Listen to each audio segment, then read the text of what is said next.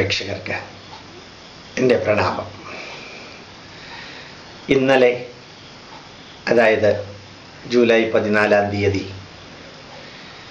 ഒരു T V ചാനലിൽ, ഒരു സെക്കുലർ ടി വി ചാനലാണ്, മതത്തിൻ്റെ അടിസ്ഥാനത്തിലുള്ള ടി വി ചാനലല്ല, അതിൽ വിചിത്രമായിട്ടുള്ള ഒരു വാർത്ത കണ്ടു. റംസാനിനോടനുബന്ധിച്ചിട്ടുള്ള വാർത്തയാണ്. ഒമാനിലെ സലാല എന്ന് പറയുന്ന സ്ഥലത്ത് ഖബറടക്കം നടത്തിയ ചേരമാൻ പെരുമാളിൻ്റെ ആ ഖബറിൽ കുറേ കേരളത്തിലെ മുസ്ലിങ്ങൾ പോയിട്ട് പ്രാർത്ഥിക്കുന്നതും, ആ ചാനലിലെ ആൾക്കാർ അതിൻ്റെ ഫോട്ടോ എടുത്ത് നമ്മുടെ ഭാരത ഗവൺമെൻറ്റോ കേരള സർക്കാരോ കേരള ഗവൺമെൻറ്റോ ഈ ചേരമാൻ പെരുമാളിൻ്റെ മതസൗഹാർദ്ദത്തെക്കുറിച്ച് പ്രചരിപ്പിക്കാൻ ഒന്നും ചെയ്യുന്നില്ല എന്നുള്ളതിനെക്കുറിച്ചും, നമ്മളുടെ ഒരു മന്ത്രിമാരും ഇവിടെ സന്ദർശിച്ചിട്ടില്ല എന്നുള്ളതിനെക്കുറിച്ചും ഒരു ചാനലിലൊരു വാർത്ത വന്നു.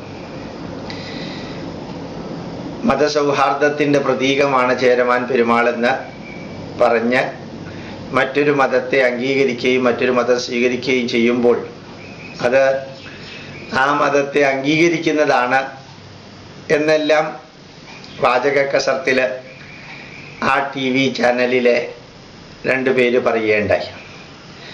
യഥാർത്ഥത്തിൽ ചേരമാൻ പെരുമാളിനെ കുറിച്ചിട്ടുള്ള വിവരണം ഇന്നും ലഭ്യമല്ല. ലോഗൻ അദ്ദേഹത്തിൻ്റെ മാനുവലിൽ പറഞ്ഞിരിക്കുന്നത്, യഥാർത്ഥത്തിൽ ഈ ചേരമാൻ പെരുമാൾ ഉറങ്ങിക്കിടക്കുമ്പോൾ ഒരു സ്വപ്നം കണ്ടു. ഒരു പൂർണ്ണചന്ദ്രൻ കറുത്ത വാവിൻ്റെ അന്ന് ഉദിക്കുന്നു. കറുത്ത വാവിൻ്റെ അന്ന് പൂർണ്ണചന്ദ്രൻ ഉദിക്കുന്നു. ആ പൂർണ്ണചന്ദ്രനെ ചേരമാൻ പെരുമാൾ നോക്കിക്കൊണ്ടിരിക്കുമ്പോൾ അത് രണ്ടായി പിളർന്ന് ഒരു കഷ്ണം താഴെ വീഴുന്നതായിട്ട് സ്വപ്നത്തിൽ കണ്ടു. ഇതിൻ്റെ അർത്ഥം എന്താണെന്ന് വേദപണ്ഡിതന്മാരോട് വിളിച്ച് ചോദിച്ചപ്പോൾ അവരതിന് ഉത്തരം പറഞ്ഞില്ല. ഇതൊരു കഥയോ കെട്ടുകഥയോ ആണെന്ന് ലോഗൻ അദ്ദേഹത്തിൻ്റെ മാനുവലിൽ വളരെ വ്യക്തമായിട്ട് പറയുന്നുണ്ട്. എന്നിട്ട് ശ്രീപാദം എന്ന് പറയുന്നൊരു തീർത്ഥാടന കേന്ദ്രം മുസ്ലിങ്ങൾക്ക് ശ്രീലങ്കയിലുണ്ടത്രേ. ശ്രീലങ്കയിൽ ഒരു മുസ്ലിം തീർത്ഥാടന കേന്ദ്രം, പേര് ശ്രീപാദം. വർഷത്തിൽ സൗദി അറേബ്യയിലും മിഡിൽ ഈസ്റ്റ് രാജ്യങ്ങളിൽ നിന്നും കുറേ മുസ്ലിങ്ങൾ ശ്രീപാദത്തിലേക്ക് പോകുമ്പോൾ ചേരമാൻ പെരുമാളിൻ്റെ രാജ്യമായിട്ടുള്ള കൊടുങ്ങല്ലൂർ അവരുടെ വള്ളം നിർത്തി കുടിക്കാനുള്ള വെള്ളവും ഭക്ഷണ പദാർത്ഥങ്ങളുമെല്ലാം എടുത്തുകൊണ്ടാണ് ശ്രീലങ്കയിലേക്കും പോവുക. അവിടുത്തെ തീർത്ഥാടനം കഴിഞ്ഞ് തിരിച്ചും പോവുക. അപ്പോൾ ശ്രീപാദം എന്നൊരു പുണ്യസ്ഥലം ഉള്ളതായിട്ട് ഇന്നും ആരും പറയുന്നത് കേട്ടിട്ടില്ല. ഏതായാലും ലോഗൻ അദ്ദേഹത്തിൻ്റെ മാനുവലിൽ ഇങ്ങനെ വിവരിക്കുന്നു. ഇങ്ങനെ മുസ്രീസ് എന്ന് പറയുന്ന കൊടുങ്ങല്ലൂര്, ഇവിടെ നിന്ന് സൗദി അറേബ്യയിൽ നിന്ന് തീർത്ഥാടകർ വന്നിറങ്ങി അവരോട് ചേരമാൻ പെരുമാൾ ചോദിച്ചു അത്രേ, ഞാൻ ഇങ്ങനെ ഒരു സ്വപ്നം കണ്ടു, അതിൻ്റെ അർത്ഥം എന്താ? അപ്പം അവർ പറഞ്ഞു, ചന്ദ്രനുമായി ബന്ധപ്പെട്ടതെല്ലാം മുസ്ലിമിൻ്റെയാണ്, അതുകൊണ്ട് അങ്ങ് മെക്കയിലേക്ക് വരണം, ഹജ്ജ് തീർത്ഥാടനം നടത്തണം, അങ്ങ് റെഡിയായിരുന്നാൽ മതി, ഞങ്ങൾ ശ്രീലങ്കയിൽ നിന്ന് തിരിച്ചു വരുമ്പോൾ അങ്ങയെയും കൊണ്ടുപോകാം എന്ന് പറഞ്ഞു അത്രേ. ഇത് ഏതാണ്ട് 1100 വർഷം, കൊല്ലവർഷം ആരംഭിക്കുന്നതിന് മുമ്പ്. എന്നിട്ട് അവർ തിരിച്ചു വരുമ്പോഴത്തേക്കും ചേരമാൻ പെരുമാൾ ഒരു പുതിയ വള്ളം ഉണ്ടാക്കി, അവർക്കും ഇദ്ദേഹത്തിനും കഴിക്കാനുള്ളതെല്ലാം അതിലാക്കി. ഇവിടെ നിന്ന് നേരെ കണ്ണൂര് ധർമ്മടം എന്ന് പറയുന്ന ദ്വീപിലേക്ക് പോയി. ധർമ്മടത്തിൽ നിന്ന് കണ്ണൂര് പന്തലായനി എന്ന് പറയുന്ന സ്ഥലത്തേക്ക് അദ്ദേഹം പോയതായിട്ടും അതിനുശേഷം ധർമ്മടത്ത് പോയതായിട്ടും അവിടെ വിശ്രമിച്ച് പിന്നെ നേരെ മക്കയിലേക്ക് പോയതായിട്ടും മക്കയിൽ ഗൊമേറിയ എന്ന് പറയുന്ന ഒരു സ്ത്രീയെ വിവാഹം കഴിച്ചതായിട്ടും അതിൽ 2 കുട്ടികളുള്ളതായിട്ടുമെല്ലാം ആണ് കഥ, അല്ലെങ്കിൽ കെട്ടുകഥ എന്ന് ലോഗൻ പറയുന്നു. അതിനുശേഷം അദ്ദേഹം തിരിച്ച് കേരളത്തിലേക്ക് വരുന്നതിന് മുമ്പ് പെട്ടെന്ന് പനി പിടിച്ചു, സലാലയിൽ വെച്ച് മരിച്ചു. സലാല എന്ന പോയിന്റാണ് കോഴിക്കോടേക്ക് ഏറ്റവും അടുത്ത സ്ഥലം. അതുകൊണ്ട് സലാലയിൽ വന്ന് കപ്പൽ കയറാൻ നിൽക്കുന്ന സമയത്ത് പനി പിടിച്ച് മരിച്ചു. 9 തിട്ടൂരം എഴുതി കൊടുത്തു. തിട്ടൂരം എന്ന് പറഞ്ഞാൽ ഓർഡർ. കേരളത്തെ മുഴുവനും മതപരിവർത്തനം ചെയ്യാൻ 9 ഭാഗങ്ങളാക്കി ചേരമാൻ്റെ ബന്ധുക്കൾക്ക് എഴുതി കൊടുത്ത് അവരെല്ലാം മതപരിവർത്തനം നടത്തണമെന്നും ഇസ്ലാം സ്വീകരിക്കണമെന്നും മതപ്രചരണം നടത്തണമെന്നുമായിരുന്നു തിട്ടൂരത്തിൽ ഓർഡറിൽ കൊടുത്തിരിക്കുന്നത്. ഏതായാലും ചേരമാൻ പെരുമാൾ ഇവിടെ വന്നില്ല. ഈശ്വരാനുഗ്രഹം കൊണ്ട് ഇത് കഥയാണ്, അല്ല യഥാർത്ഥത്തിലുള്ളതോ രണ്ടും പറഞ്ഞുകൂടാ. ലോകന്റെ വിവരണം ഞാൻ അതേപോലെ പറയും. ആ ചേരമാൻ പെരുമാൾ മതം സ്വീകരിച്ചത് വലിയ മതസൗഹാർദ്ദമാണെന്നും ഏറ്റവും വലിയ ഒരു മത അംഗീകാരമാണെന്നും ആ ചേരമാൻ പെരുമാളിനെ കുറിച്ച് സ്കൂളുകളിൽ പഠിപ്പിക്കണമെന്നും ആ ചേരമാൻ പെരുമാളിനെ കുറിച്ച് വളരെ ഡീപ്പായിട്ട് പഠിക്കാനും മറ്റും മന്ത്രിമാർ പോകണമെന്നുമെല്ലാം പറഞ്ഞ ആ TV ചാനലിലെ വ്യക്തികൾ, അതിലൊരാൾ ഹിന്ദുവാണ്, പേര് കേട്ടാൽ അറിയാം ഹിന്ദുവാണ്. അദ്ദേഹത്തിനോട് ഒരു മതം സ്വീകരിക്കുന്നതും അത് പ്രചരിപ്പിക്കുന്നതുമെല്ലാം മതസൗഹാർദ്ദമാണെങ്കിൽ ഈ ചേകന്നൂർ മൗലവിയെ കുഴിച്ചു മൂടിക്കൊന്നത് എന്തിനായിരുന്നു എന്നറിയോ? അദ്ദേഹം ഒരു വരി പറഞ്ഞതിനാണ്.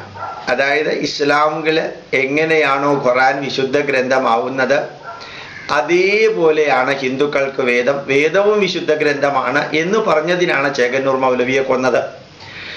ഈ ചേരമാൻ പെരുമാൾ ഇസ്ലാം മതം സ്വീകരിച്ചത് വലിയ മതസൗഹാർദ്ദവും മറ്റൊരു മതത്തെ അംഗീകരിക്കുന്നതുമാവുന്നു, അത് പ്രചരിപ്പിക്കണമെന്നും പറയുന്ന അതേ ഇസ്ലാം മത പ്രചാരകരാണ് ചേകന്നൂർ മൗലവിയെ കൊന്നത്. മാത്രല്ല, പണ്ട് നരസിംഹമൂർത്തിയുടെ ഒരു വിഗ്രഹം പ്രതിഷ്ഠിച്ച് ഒരു ക്ഷേത്രം ഉണ്ടാക്കി ഒരു മുസ്ലിം ആരാധിച്ചിരുന്നു. ആ മുസ്ലിമിനെ ശരിക്ക് വെള്ളരിക്ക നുറുക്കുന്ന മാതിരിയാ നുറുക്കി കൊന്നത് ഒരു ഇസ്ലാം മതത്തിലുള്ളവൻ നരസിംഹമൂർത്തി ക്ഷേത്രത്തിലെ പൂജാരിയായപ്പോൾ. മാത്രമല്ല, കൊടുങ്ങല്ലൂരും ആലപ്പുഴയിലും ആയിട്ട് നടന്നൊരു നാടകത്തെക്കുറിച്ച് അന്വേഷണം ഒന്നുമില്ല. ഒരു മുസ്ലിം പെൺകുട്ടിയെ ഒരു ഹിന്ദു പയ്യൻ കല്യാണം കഴിച്ച് ആഗ്രഹിച്ചതിന് മണ്ണെണ്ണ ഒഴിച്ച് കത്തിക്കുകയുണ്ടായിരുന്നു. അപ്പം ആലോചിച്ച് നോക്കുക, അവിടെ ഇസ്ലാം മതത്തിനെ ഹിന്ദു മതത്തിനെ അംഗീകരിച്ച ചേരമാൻ പെരുമാളിൻ്റെ മഹത്വം പ്രചരിപ്പിക്കണമെന്ന് പറയുന്നവർ തന്നെ എന്താ ചെയ്തത്? സദാചാര പോലീസ് എന്ന് പറഞ്ഞൊരു പോലീസ് കുറച്ചു കാലം മുമ്പ് വരെ ഇവിടെ ഉണ്ടായിരുന്നു. ഏതെങ്കിലും മുസ്ലിം പെൺകുട്ടി ഏതെങ്കിലും ഒരു ഹിന്ദു ആണിനോടോ ക്രിസ്ത്യൻ ആണിനോടോ സംസാരിച്ചാൽ അല്ലെങ്കിൽ മറിച്ച് സംഭവിച്ചാൽ ആ പയ്യനെ അടിച്ച് തകർക്കുക. ഇതാണ് ഇസ്ലാം മതത്തിൻ്റെ മത അംഗീകാരം. ചേരമാൻ പെരുമാളിനെ പ്രസിദ്ധനായും മതസൗഹാർദ്ദത്തിൻ്റെ പ്രതീകമായും മന്ത്രിമാർ ചെന്ന് പഠിച്ച് കാര്യങ്ങൾ നോക്കി പ്രാർത്ഥിച്ച് കൊണ്ടുവരണമെന്ന് പറയുന്ന ഇസ്ലാം യഥാർത്ഥത്തിൽ ചേരമാൻ പെരുമാൾ 9 തിട്ടൂരം അയച്ചത് ഇന്ന് കേരളത്തിൽ എത്തിയിരുന്നെങ്കിൽ, അല്ലെങ്കിൽ ചേരമാൻ പെരുമാൾ എന്ന വ്യക്തി മഹാനെന്നൊന്നും പറയാൻ സാധിക്കില്ല, അദ്ദേഹം കേരളത്തിൽ എത്തിയിരുന്നെങ്കിൽ ഇന്ന് കേരളം ഭാരതത്തിൻ്റെ 3 കോർണറിലുള്ള ക്യാൻസർ ആകുമായിരുന്നു. സത്യമല്ലേ അത്? ഒരറ്റത്ത് പാകിസ്ഥാൻ, മറ്റേ അറ്റത്ത് ബംഗ്ലാദേശ്. ഈ കേരളത്തിൽ 9 പ്രചാരകർ ഒരു രാജാവിൻ്റെ പെർമിഷനോടുകൂടി കേരളത്തെ മുഴുവനും ഇസ്ലാമീകരിച്ചാൽ മറ്റൊരു ബംഗ്ലാദേശോ മറ്റൊരു പാകിസ്ഥാനോ ഭാരതത്തിൻ്റെ തെക്കേ അറ്റത്ത് ഉണ്ടാകുമായിരുന്നു എന്നുള്ളതിന് ഒരു സംശയമില്ല.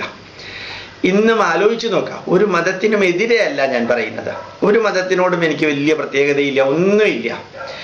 ഇന്നും മുസ്ലിങ്ങൾ തിങ്ങി പാർക്കുന്ന ചാർമിനാറിൽ ഹൈദരാബാദിൽ, ഞാൻ കഴിഞ്ഞ ആഴ്ച മുഴുവൻ ഹൈദരാബാദിലായിരുന്നു, മുസ്ലിങ്ങൾ തിങ്ങി പാർക്കുന്ന ചാർമിനാറിൽ എത്ര പോലീസാണെന്ന് നോക്കാം.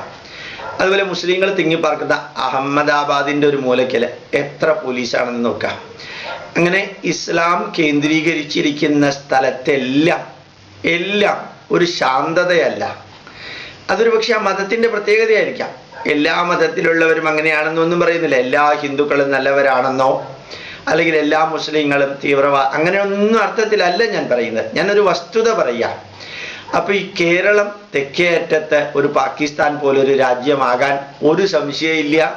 നെഹ്റുവിനെ പോലൊരു ഭരണാധികാരി കൂടി ഉണ്ടായിരുന്നു എങ്കിൽ കേരളം ഒരു പാകിസ്ഥാൻ്റെ കഷ്ണമാവാൻ ഒരു വിഷമം ഉണ്ടാവുമായിരുന്നില്ല. അതായത് ഒരറ്റത്ത് പാകിസ്ഥാൻ, മറ്ററ്റത്ത് ബംഗ്ലാദേശ്, ഈ അറ്റത്ത് കേരളത്തിൻ്റെ പേരെന്താകുമായിരുന്നു എന്നെനിക്ക് അറിഞ്ഞുകൂടാ. മാത്രമല്ല, ഇന്നലത്തെ TV ചാനലിൽ പ്രത്യേകതയായിട്ട് പറഞ്ഞത് പ്രവാചകൻ ചേരമാൻ പെരുമാളിനെ നേരിട്ട് വിളിച്ചു എന്നാണ്. ഹിജറ വർഷം തുടങ്ങുന്നത് തന്നെ 1340 വർഷങ്ങൾക്ക് മുമ്പാണ്. കൊല്ലവർഷം 1-ാം തീയതിയാണ് ചേരമാൻ പെരുമാൾ പോയി എന്നുള്ളതാണ് കഥയോ കെട്ടുകഥയോ. അതാണെങ്കിൽ 1100 വർഷമേ ആയിട്ടുള്ളൂ. അപ്പൊ ശരിക്കും 300 വർഷത്തെ വ്യത്യാസമുണ്ട്. എങ്ങനെയാ പ്രവാചകൻ ചേരമാൻ പെരുമാളിനെ വിളിക്കുക? ഖലീഫമാരാ വിളിച്ചതെന്ന് പറഞ്ഞാൽ പിന്നെ മനസ്സിലാക്കാം. പക്ഷെ ഇവിടെ ഖലീഫയുമായിട്ട് ഒരു ബന്ധമില്ല. ശ്രീലങ്കയിലേക്ക് തീർത്ഥാടനത്തിന് പോയ മുസ്ലിങ്ങൾ കൊണ്ടുപോയതാണ്. അന്ന് ഇമെയിലും ടെലിഫോണും SMS ഒന്നും ഇല്ല. ഇപ്പൊ ഖലീഫയുടെ പ്രതിനിധിയായിട്ട് പോലും ഒരാൾ വിളിക്കാൻ വരാനില്ല. അങ്ങനെയുള്ള ചേരമാൻ പെരുമാള് ഇസ്ലാം മതം സ്വീകരിച്ചത് വലിയൊരു മതസൗഹാർദ്ദത്തിൻ്റെയും മത അംഗീകാരത്തിൻ്റെയും ആണെങ്കിൽ ഇന്ന് ചേകന്നൂർ മൗലവി ജീവിച്ചിരിക്കേണ്ടതായിരുന്നു. ഇന്ന് നരസിംഹമൂർത്തി ക്ഷേത്രത്തിൽ പ്രതിഷ്ഠിച്ച് പൂജ നടത്തിയ ആള് ജീവിക്കേണ്ടതായിരുന്നു. ഇന്ന് ആലപ്പുഴയിൽ വെച്ച് മണ്ണെണ്ണ ഒഴിച്ചിട്ട് ഒരു ഹിന്ദുവിനെ കൊല്ലില്ലായിരുന്നു. വലിയ അംഗീകാരമൊക്കെ ആണെങ്കിൽ കാലം മാറിയിട്ടുണ്ട്. മുസ്ലിങ്ങൾക്ക് നല്ല വ്യത്യാസം കഴിഞ്ഞ 1-1.5 വർഷമായിട്ട് ഞാൻ നേരിട്ട് കാണുന്നുണ്ട്. ധാരാളം മുസ്ലിങ്ങൾ ക്ഷേത്രങ്ങളിൽ വരുന്നൊരു കാഴ്ച പണ്ടത്തെ നിന്നൊക്കെ വ്യത്യാസമുണ്ട്. പക്ഷെ ഒരു സെക്കുലർ എന്ന് പറയുന്ന ഒരു ചാനല് ഇതേപോലെയുള്ള ഒരു മതപരിവർത്തനത്തെ ഒരു വശത്ത് ഭയങ്കരമായ മത അംഗീകാരമായിട്ട് കാണണമെന്ന് പ്രഖ്യാപിക്കുക, മറ്റൊരു വശത്ത് ചേകന്നൂർ മൗലവിയും മറ്റുള്ളവരെയും എല്ലാം തിരോധാനം ചെയ്യാനുള്ള അല്ലെങ്കിൽ കൊല്ലാനുള്ള കാരണം എന്താണെന്ന് അന്വേഷിക്കുക പോലും ചെയ്യാതെ ഓരോന്ന് പറയാം. മുസ്ലിങ്ങൾ എന്ത് ചെയ്താലും, അവര് ക്രിസ്ത്യാനികൾ എന്ത് ചെയ്താലും അതെല്ലാം ഹിന്ദുക്കളും ബാക്കിയുള്ളവരും ക്ഷമിക്കും. ഒരു മുസ്ലിമിനോ ഒരു ക്രിസ്ത്യാനിക്കോ ചെറിയൊരു പോറലേറ്റാൽ അത് വലിയ മതേതരത്വത്തിനെതിരെയുള്ള ആറ്റം ബോംബായിട്ട് പ്രഖ്യാപിക്കുകയും ചെയ്യും. എൻ്റെ ഹിന്ദുക്കൾക്കെതിരെ ഇങ്ങനെ പ്രഖ്യാപിക്കാൻ സെക്കുലർ ചാനൽ പോലും തയ്യാറാവുന്നത് മാറാട് കലാപം നടന്ന് മരിച്ച ഹിന്ദുക്കളെ കുറിച്ചിട്ട് ആർക്കും ഒരു വേവലാതിയില്ല. അയോധ്യയിൽ നിന്ന് വരുന്ന വഴിക്ക് ഒരു ട്രെയിനിൽ മുഴുവനും കത്തി നശിച്ച ഹിന്ദുക്കളെ കുറിച്ചിട്ട് ആർക്കും ഒരു വേവലാതിയില്ല. കോൺഗ്രസിലെ ഒരു സമുന്നത നേതാവിൻ്റെ നേതൃത്വത്തിൽ സിഖുകാരെ കൊന്നതിൽ ആർക്കും ഒരു വേദനയില്ല. പക്ഷെ മുസ്ലിങ്ങൾക്ക് എന്തെങ്കിലും പറ്റിയാൽ അവരും ഈ നാട്ടിലെ പൗരന്മാരല്ലേ? ക്രിസ്ത്യാനികളും മുസ്ലിങ്ങളും ഹിന്ദുക്കളും ഈ നാട്ടിലെ പൗരന്മാരല്ലേ? ഒരു വിഭാഗത്തിന് എന്തെങ്കിലും പറ്റിയാൽ, ഒരു കന്യാസ്ത്രീയുടെ മേത്ത് ഒരല്പം മണ്ണ് വീണു എന്ന് പറഞ്ഞിട്ട് ആ കോഴിക്കോട് മുഴുവനും കത്തിയത്. അപ്പോ ക്രിസ്ത്യാനികൾക്കൊരു നിയമം, മുസ്ലിങ്ങൾക്കൊരു നിയമം, ഹിന്ദുക്കൾക്കൊരു നിയമം. എപ്പോഴും ചാനലുകളെല്ലാം, പ്രത്യേകിച്ച് മാതൃഭൂമി, മനോരമ പത്രം പോലും, മനോരമ ഉണ്ടെന്ന് എനിക്ക് അറിഞ്ഞൂടാ, എല്ലാം മുസ്ലിങ്ങൾക്കോ ക്രിസ്ത്യാനികൾക്കോ എന്തെങ്കിലും സംഭവിച്ചാൽ എല്ലാം അവരുടെ പക്ഷത്ത് നിന്നുകൊണ്ടാണ് സംസാരിക്കുന്നത്. എനിക്ക് അത്ഭുതം തോന്നാറുണ്ട്. എന്തേ ഈ വ്യത്യാസം?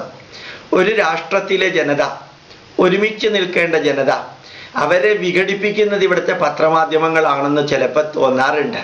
പണ്ട് നമ്മുടെ ഭാരതത്തിലെ ജനറൽ, സോളിസിറ്റർ ജനറൽ, അദ്ദേഹം സൊറാബ്ജി അമേരിക്കയിലേക്ക് പോയിട്ട് അമേരിക്കയിലെ സോളിസിറ്റർ ജനറലുമായിട്ട് സംസാരിച്ചു അത്രേ. അപ്പൊ ഇദ്ദേഹം ഇങ്ങനെ നിങ്ങളുടെ നാട്ടില് ജനങ്ങളെ എങ്ങനെയാണെന്നൊക്കെ ചോദിച്ചപ്പോൾ സൊറാബ്ജി പറഞ്ഞു അത്രേ, ഞങ്ങളുടെ മുസ്ലിങ്ങൾക്ക് പ്രത്യേക റിസർവേഷൻ ഉണ്ട്, ക്രിസ്ത്യാനികൾക്ക് പ്രത്യേക റിസർവേഷൻ ഉണ്ട്, പാർസികൾ അതുപോലെ ന്യൂനപക്ഷം എന്ന രീതിയിൽ റിസർവേഷൻ ഉണ്ട്. ഓരോ ജനതയ്ക്കും ഞങ്ങൾ റിസർവേഷൻ വെച്ചുകൊണ്ടാണ് ഞങ്ങൾ അവരുടെ സമുന്നമനത്തിന് വേണ്ടി പ്രവർത്തിക്കുന്നതെന്ന്. അപ്പോൾ തിരിച്ച അമേരിക്കൻ സോളിസിറ്റർ ജനറൽ മറുപടി പറഞ്ഞത്, ഇവിടെ എല്ലാവർക്കും എല്ലാ പദവിയും തുല്യമാണ്, ആർക്കും ഇവിടെ റിസർവേഷൻ ഇല്ല, ആരെയും താഴ്ത്താറും ഇല്ല, ആരെയും ഉയർത്താറും ഇല്ല, അതാണ് അമേരിക്കയുടെ മഹത്വം എന്ന് പറഞ്ഞു. സോളിസിറ്റർ ജനറൽ സൊറാബ്ജി ഒരക്ഷരം പറയാതെ, ഇന്നാണ് എൻ്റെ രാഷ്ട്രത്തിൻ്റെ അപാകത എനിക്ക് മനസ്സിലായത് എന്നാണ് പറയേണ്ടായത്. അതായത് ഇവിടെ മുസ്ലിമിനൊരു നിയമം, 14 വയസ്സിന് അയാൾക്ക് കല്യാണം കഴിക്കാം, എത്ര കുട്ടികൾ വേണമെങ്കിലും ആവാം, അവിടുത്തെ എല്ലാ പെൺകുട്ടികൾക്കും ലാപ്ടോപ്പ് കൊടുക്കുക, അത് നോക്കി പാവപ്പെട്ട ഹിന്ദുക്കൾ നിൽക്കുക, ക്രിസ്ത്യാനികൾക്ക് ഏത് സ്കൂളിന് അപ്ലൈ ചെയ്താലും ഒരു വിഷമവും ഇല്ലാണ്ട് കിട്ടുക ന്യൂനപക്ഷത്തിൻ്റെ പേരിൽ. പക്ഷേ ഇവിടെയുള്ള ഈ ക്രിസ്ത്യാനിയുടെയും മുസ്ലിമിൻ്റെയും ഒക്കെ രക്തം ഹിന്ദുവിൻ്റെ രക്തമല്ലേ? ഇവിടെ നിന്ന് ആരെങ്കിലും ഇസ്രായേലിൽ നിന്ന് വന്നവരിവിടെ ഉണ്ടോ? ആരെങ്കിലും മെക്കയിൽ നിന്ന് വന്നവരുണ്ടോ? ഇവിടെ എല്ലാം ഈ നാട്ടിലെ ജനത എന്തിനാ 2ഉം 3ഉം ആയിട്ട് തിരിക്കുന്നത്? ഈ രാഷ്ട്രീയക്കാര് എല്ലാം കുളമാക്കുന്ന, ഭരണപക്ഷവും പ്രതിപക്ഷവും ഒരേപോലെ ഒരു രാഷ്ട്രത്തിനെതിരെ പ്രവർത്തിക്കുന്ന കാഴ്ച, മതത്തിൻ്റെ പേരിൽ ജനങ്ങളെ ഛിന്ന ഭിന്നമാക്കി 5 വർഷം ഭരിക്കാൻ വേണ്ടി കാണിക്കുന്ന ഈ മഹാപാപത്തിൻ്റെ പരിണത ഫലം ആ രാഷ്ട്രീയക്കാർ കാണിക്കുന്നതിൽ നിന്ന് ഒട്ടും മോശമല്ലാതെ പത്രമാധ്യമക്കാരും അവരുടേതായിട്ടുള്ള രീതി കൊടുത്ത് വ്യൂവർഷിപ്പ് കൂട്ടാനോ അല്ലെങ്കിൽ ആ പത്രമാധ്യമങ്ങളിലെ ഏതെങ്കിലും വ്യക്തിക്ക് അടുത്ത ഇലക്ഷന് ജയിക്കാനോ വേണ്ടി കാണിച്ചു കൂട്ടുന്ന കാഴ്ചയുടെ പരിണത ഫലം ഒരു രാഷ്ട്രം തകരുകയാണ്, ഒരു രാഷ്ട്രം തളരുകയാണ്, ഒരു രാഷ്ട്രം വരളുകയാണ്. അതിന് കാരണം ഒരു പരിധിവരെ ഇവിടുത്തെ മാധ്യമങ്ങളാണ്. കേരളത്തിലും ഭാരതത്തിലും നടക്കുന്ന തിന്മകൾ മുഴുവനും പുറത്തു കൊണ്ടുവരുന്ന എല്ലാ ക്രെഡിറ്റും മാധ്യമങ്ങൾക്ക് കൊടുക്കുമ്പോഴും ഇവിടുത്തെ ഹിന്ദു ക്രിസ്ത്യൻ മുസ്ലിങ്ങളെ വേണ്ടതിനും വേണ്ടാത്തതിനും പറഞ്ഞ് സ്പ്ലിറ്റ് ചെയ്ത് ചേരമാൻ പെരുമാളിൻ്റെ കഥ അതുപോലെ ഒരെണ്ണാണ് ഇന്നലെ ജൂലൈ 14-ാം തീയതി ഞാൻ TV-യിൽ കണ്ടത്. അതൊരു വാർത്തയുടെ അവസാനത്തെ ആയിട്ടാണ് കണ്ടത്. അതായത് കേരള ഗവൺമെൻറ് അതിനൊന്നും ചെയ്യണില്ല. യഥാർത്ഥത്തിൽ ചേരമാൻ പെരുമാൾ ഇന്ത്യയിലേക്ക് വന്നിരുന്നു എങ്കിൽ അക്ഷരാർത്ഥത്തിൽ കേരളം മുഴുവനും ഒരു ഇസ്ലാമിക രാഷ്ട്രമാകുമായിരുന്നു, ഒരു സംശയമില്ല. ഇന്ന് 1/3 ഭാഗത്തിന് താഴെ മുസ്ലിങ്ങൾ ഉണ്ടായിട്ടും ഇന്ന് മലപ്പുറം ഒരു പാകിസ്ഥാന്റെ ഭാഗം പോലെ തന്നെയാണ് നിൽക്കുന്നത്. ഒന്ന് അവിടെ പോയാൽ നിങ്ങൾക്ക് അറിയാൻ സാധിക്കും, അറിയണം യഥാർത്ഥത്തിൽ എന്താന്നുള്ളത്. ഞാനിതെല്ലാം വസ്തുതാപരമായിട്ട് പറയാം. ഒരു മതത്തിനോട് എതിർപ്പോ അനുകൂലമോ ഒന്നുമില്ല. ഹിന്ദുക്കളെ ആര് കൊന്നാലും ഒരു പ്രോബ്ലം ഇല്ല. മുസ്ലിങ്ങളുടെയോ ക്രിസ്ത്യാനികൾക്കോ എന്തെങ്കിലും സംഭവിച്ചാൽ അടിമുടി നാട് വിറയ്ക്കും. ഭരണപക്ഷവും അച്യുതാനന്ദനും പിണറായി വിജയനും അതുപോലെ തന്നെ ഉമ്മൻചാണ്ടിയും രമേശ് ചെന്നിത്തലയും എല്ലാം മുസ്ലിങ്ങളുടെ കൂട്ടത്തിലാണ്, എല്ലാവരും ക്രിസ്ത്യാനികളുടെ കൂട്ടത്തിലാണ്. പക്ഷെ ഹിന്ദുവിന് എന്തെങ്കിലും സംഭവിച്ചാൽ അവരുടെ ധാരണ എല്ലാ ഹിന്ദുക്കളും BJP-ക്കാരാണ്. അത് കാരണം എല്ലാ ഹിന്ദുക്കളും RSS-കാരാണ്. അത് കാരണം അവരെ എങ്ങനെ അവഹേളിച്ചാലും കുഴപ്പമില്ല. പക്ഷെ ഒരു സത്യമുണ്ട്, ഹിന്ദുക്കൾ വോട്ട് ചെയ്തില്ലെങ്കിൽ ഒരൊറ്റ സീറ്റ് പോലും CPM-കാർക്ക് കിട്ടില്ല. ഹിന്ദുക്കൾ വോട്ട് ചെയ്തില്ലെങ്കിൽ ഒരൊറ്റ സീറ്റ് പോലും കോൺഗ്രസ്സുകാർക്ക് കിട്ടില്ല. മുഴുവനും കേരള കോൺഗ്രസിനും മുസ്ലിം ലീഗിനുമായിട്ട് മാറും. ഇവരെ എല്ലാവരെയും താങ്ങി നിർത്തുന്നത് യഥാർത്ഥത്തിൽ ഹിന്ദുക്കളാണ്. ആ ഹിന്ദുക്കളെ അവഹേളിക്കാൻ ഇവർക്ക് യാതൊരു വിഷമവും ഇല്ല. അവർക്ക് ഹിന്ദു എന്ന് പറഞ്ഞാൽ മുഴുവനും BJP-യും RSS-ഉമാണ്. ആലോചിച്ച് നോക്കുക, മാർക്സിസ്റ്റ് പാർട്ടിയിലെ 94% പേര് ഹിന്ദുക്കളാണ്. അവർ RSS-കാരും ഇതൊന്നും അല്ല. അവർ തന്നെയാണ് ഹിന്ദു ധർമ്മത്തെയും പൈതൃകത്തെയും അവഹേളിക്കുന്നത്. ഹിന്ദുക്കളെ കൊണ്ട് ഹിന്ദുക്കളുടെ പൈതൃകത്തെ, ഭാരതീയ പൈതൃകത്തെ അവഹേളിപ്പിക്കുക. അതുകൊണ്ട് പത്രമാധ്യമങ്ങളോടും രാഷ്ട്രീയക്കാരോടും പറയുന്നു, ഹിന്ദുക്കളെ വെറുതെ വിടുക, മതത്തെ വെറുതെ വിടുക. NSS-ഉം SNDP-യും ഒരുമിച്ച് ചേർന്ന് എന്തെങ്കിലും പറഞ്ഞാൽ ഇടതുപക്ഷത്തിനും വലതുപക്ഷത്തിനും എന്തൊരു ഭീകരമായ സ്വപ്നമാണെന്നോ അറിയോ. പക്ഷെ മുസ്ലിങ്ങൾ എന്ത് പറഞ്ഞാലും ആർക്കും ഒരു കുഴപ്പമില്ല, ക്രിസ്ത്യാനികൾ എന്ത് പറഞ്ഞാലും കുഴപ്പമില്ല. അതുകൊണ്ട് ഹൈന്ദവ ജനതയുടെ ഒരു പൈതൃകത്തിൻ്റെ പ്രചാരകൻ എന്ന രീതിയിലാണ് ഞാനിത് പറയുന്നത്. രാഷ്ട്രീയമായിട്ട് എനിക്കൊരു ബന്ധമില്ല. ഞാൻ വലുതായിട്ട് മതത്തിൻ്റെ അടിത്തറയിലേക്ക് പോവാറുമില്ല. പൈതൃകത്തിൻ്റെ അടിസ്ഥാനത്തിൽ ഹൈന്ദവ ജനതയെ അവഹേളിക്കുന്ന, ഇസ്ലാമിനെയും ക്രൈസ്തവരെയും മാത്രം ഉയർത്തി കാണിക്കുന്ന, എല്ലാ അവകാശങ്ങളും അവർക്ക് കൊടുക്കുന്ന ഒരു സംവിധാനത്തിനെ പൂർണ്ണമായിട്ട് സപ്പോർട്ട് ചെയ്യുന്നൊരു പത്രമാധ്യമങ്ങൾ അവരവർ പറയുന്നതും അവരവർ ചെയ്യുന്നതും എന്താണെന്ന് കൂടി ഓർമ്മിക്കണമെന്ന് അഭ്യർത്ഥിക്കുന്നു. പ്രണാമം, നമസ്കാരം.